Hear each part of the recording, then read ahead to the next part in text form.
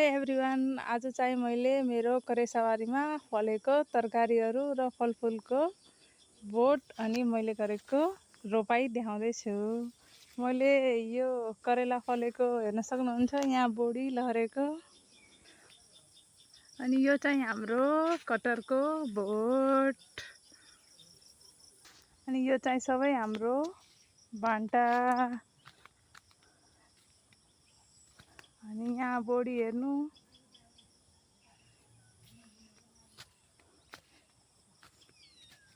अनि यो चाहिँ हाम्रो धानको बिउ।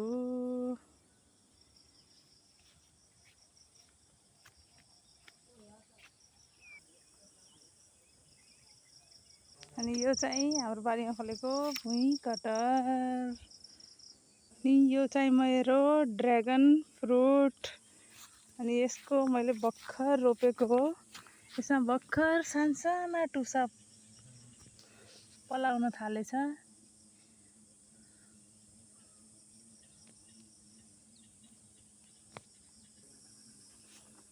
त्यो चाहिँ मैले 1 महिना पहिला रोपेको ड्र्यागन।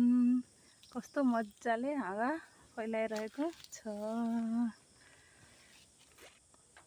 अनि यहाँ चाहिँ मैले बिउ जगाउँदैछु। अनि यो चाहिँ हाम्रो एभाकाडो। हाम्रो अङ्गुरको बोट। अङ्गुर